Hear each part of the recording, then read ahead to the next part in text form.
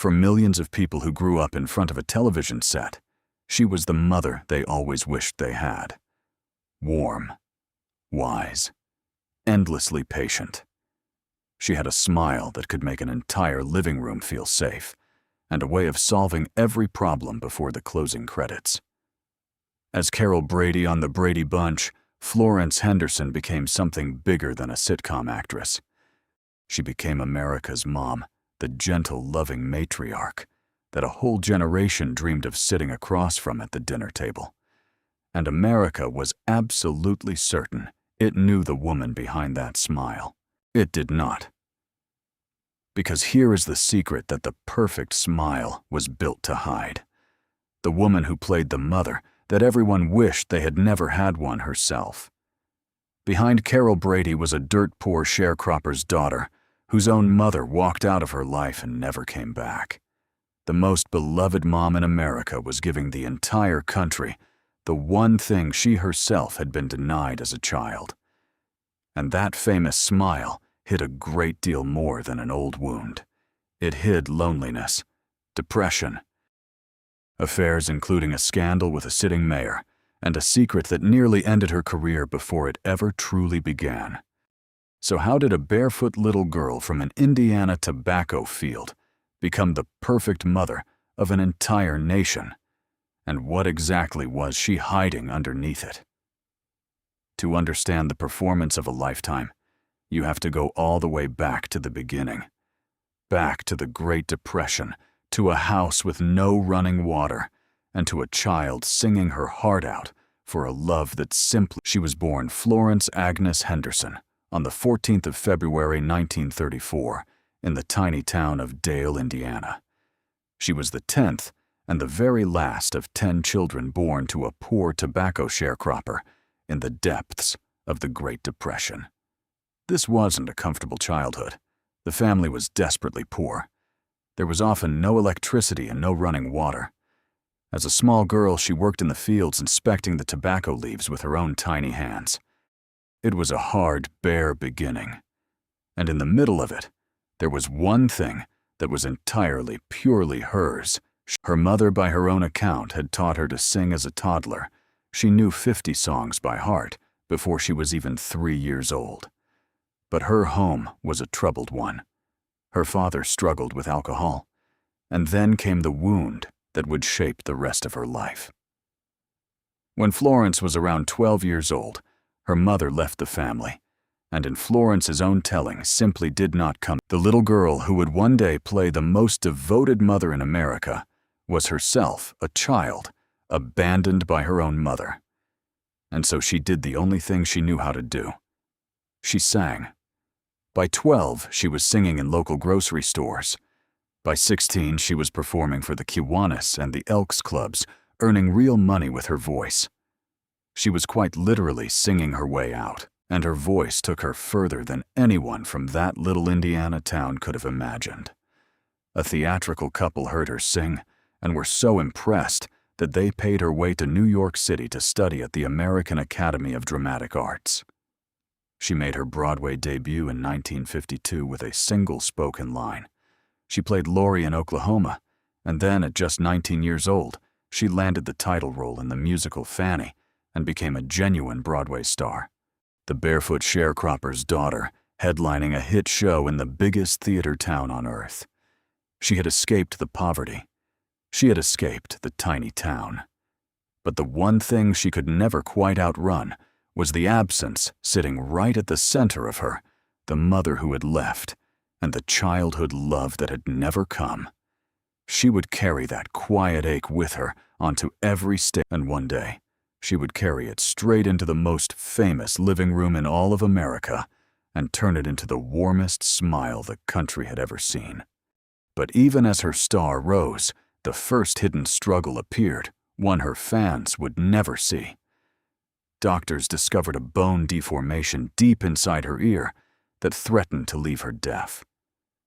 Think about that cruelty. The one gift that had lifted her out of poverty, the voice she had built her entire life around, and now she was in danger of losing her hearing. Surgery pulled her back from, but it would return years later. In 1965, her hearing suddenly failed again while she was performing on stage, and only more surgery restored it. The wholesome, effortless star that America would come to love spent much of her life quietly fighting just to keep hearing the music. She married a theater executive named Ira Bernstein in 1956, and they had 4 children. And in 1962, she made a little history. She became the first woman ever to guest host The Tonight Show in the brief window just before a man named Johnny Carson took it over. And then in 1969 came the role that would define her forever. The Brady Bunch. Florence Henderson was cast as Carol Brady, the serene, loving mother at the heart of a big, blended, impossibly cheerful American family. The show was on its surface just another gentle sitcom, but it became something far more than that. It became a cultural touchstone rerun endlessly for more than 50 years, and it turned Florence Henderson into the single most famous mother on television. Through commercials and appearances, she became known quite simply as America's mom, the very picture of a warm patient together, parent, the kind that millions of children watching at home quietly wished were their own. And it reached even further than the show itself. For years, she was also the warm, smiling face of a household cooking oil brand, in commercials that ran constantly in American kitchens, so trusted, so effortlessly motherly, that the image simply fused to her. She was no longer just a mother on one sitcom. In the mind of the entire public, she had become the mother of the whole country, and there seemed to be no daylight at all between Florence Henderson and the flawless parent she played on screen. And off-screen, she was everywhere too. Through those very same years, Florence Henderson was a familiar face in the grid of Hollywood squares, appearing on the show for around 96 episodes from 1971 through 1980. There she was, America's sweetheart mother, trading gentle, quick-witted answers alongside the biggest celebrities of the day. To the watching world, it all fit together perfectly. The warm mom, the Broadway voice, the easy radiant, a woman who seemed to have glided through life on grace and good fortune. But that image, as flawless as it looked, was quietly costing her something no one could see. Because here is the aching irony at the very heart of Carol Brady. During the entire run of the Brady Bunch, which filmed out in Los Angeles, Florence Henderson flew back across the country to New York every single weekend just so she could be there for her own 4 real children. She was desperate to be the present, devoted mother to them that she was playing on television. The mother that her own mother had never been to her. Think about what that means. The warmth America saw pouring out of Carol Brady was not something invented for the cameras. It was every ounce of love that Florence Henderson had ached for as an abandoned little girl, and never received, finally pouring out for a fictional family and for a whole watching nation. But the wholesome image was in part a mask, and the woman behind it was living a life that would have quietly scandalized every family that adored her. She had been raised strictly Roman Catholic, and she remained a virgin until her wedding night. But by her 30s, married and a mother of 4, Florence Henderson began having affairs. The good girl image the whole country trusted was not the whole truth. And one of those secrets, when she finally revealed it decades later, would be so startling that it seemed to belong to anyone but America's mom. The most infamous of them involved the mayor of New York City himself. While she was still married to her first husband, Florence Henderson had a one-night stand with the married mayor John Lindsay. She would later admit it with disarming honesty. She was lonely. She knew it was wrong, and she did it anyway. But that reckless night came with a humiliating twist. The very next morning, she woke to discover that she had caught a case of pubic lice crabs from the mayor, America's mom, brought low by a night with a politician. She would joke in the end that the whole ordinary human mess of it did not exactly discriminate by social class. It is almost impossible to square with the serene woman behind that kitchen counter on the Brady Bunch. And yet it was true. And the secrets were not only about romance. Behind the ever-present smile was a woman fighting real recurring depression and a stage fright so crippling that in the 1980s, she sought out a hypnotherapist just to be able to keep performing. The person who radiated calm and stability to millions of strangers was in private struggling to hold herself together. After 29 years, her first marriage ended in divorce. In 1985, the perfect family icon herself divorced. And in one of the stranger turns of her life, she ended up marrying that hypnotherapist and became a licensed one herself. She had even battled a wave of depression after giving birth the very woman the world would soon crown as its ideal mother, quietly overwhelmed by motherhood itself. And it is a strange and lonely thing when you think about it, to be adored by millions of people as the answer to everyone's problems, while privately having no one at all to hand your own troubles to. The whole country leaned on Carol Brady, but Florence Henderson had to hold herself up alone.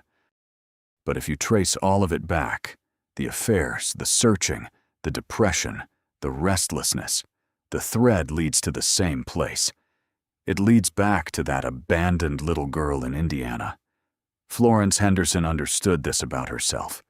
She said in so many words that the reason her love for those Brady children read as so genuine, so real, was that she was pouring out the motherly love she herself had never been given. She had spent her whole life performing the mother. She wished she'd had a warm, present, unshakable mom for everyone in the world, except the frightened, unloved child who still lived somewhere inside of her. It would have been so easy to see only the gap, the distance between the flawless mother that America worshipped and the flawed, aching, secret-keeping woman who played her. It would have been easy to call it a lie and to feel cheated. But that would miss the entire point. Because what Florence Henderson chose to do with that gap near the very end of her life is exactly the reason she deserves to be remembered. Instead of guarding the wholesome myth for the rest of her days, Florence Henderson did something far braver. At the age of 77, she told the truth, all of it. She sat down and wrote a memoir that laid her entire life bare. The crushing poverty, the mother who left, the affairs, the embarrassing scandal, the depression she had hidden behind that smile for decades. She refused to present herself as either a saint. She wrote in her own words that she would in no way make the short list for sainthood, and she offered the world a single hard-won piece of wisdom that it takes real courage to be happy. She chose honesty over her own perfect image, and somehow it made America love her more, not less.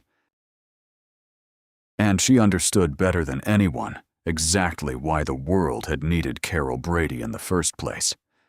She once said that a loving family represents a kind of safe haven for people, and that a home with a warm, devoted mother and father was the very thing she herself had always wished for. So she gave it to them. She became, for millions of strangers, the mother. It was a gift offered by a woman who knew better than any of the children watching exactly how much its absence could hurt, and her spirit forged, and all that hardship simply refused to quit. This was a woman who had been abandoned as a child, who had nearly gone deaf not once, but twice, who had battled depression in private for years. And yet, at the age of 76, she became the oldest person ever to compete on Dancing with the Stars, out on that floor, still moving, still laughing, still fully alive. She stayed warm and open and startlingly frank, right to the end, cheerfully insisting well into her 80s that it was never too late for a little romance. Whatever the world had taken from her, it had never once managed to make her cold. And in the end, she left the way she had lived. On the 21st of November, 2016, Florence Henderson did the most Florence Henderson thing imaginable. She showed up for one of her kids. She sat in the audience of Dancing with the Stars, to cheer on Maureen McCormick, the actress who had played her daughter Marcia on the Brady Bunch. Just 3 days later, on the 24th of November, the eve of Thanksgiving, Florence Henderson died of heart failure at a Los Angeles hospital, surrounded by her family and friends. She was 82 years old. America's mom spent one of her very last moments in public being exactly what she had always been. Present. Carol Brady still plays today somewhere in the world every single day, still the warm, patient mother that millions of people wish were their own. And now we know the truth behind her. That warmth was not a costume. It was real, and it was hard-won, and it was given by a woman who had every reason in the world to have nothing left to give. Asked once how she wanted to be remembered, Florence Henderson did not say America's mom. She said simply that she hoped to be remembered as someone who survived a long time in a very tough business and managed to hold on to her humanity. And that is the real story. Not the flawless mother she played on television, but the abandoned girl who spent her entire life turning her own heartbreak into other people's comfort, who finally told the honest truth about it and never once let it make her bitter. She fooled America into believing the perfect. The truth is that she built her painstakingly out of everything she herself had lost. And that may just make Carol Brady the most generous performance in the history of television.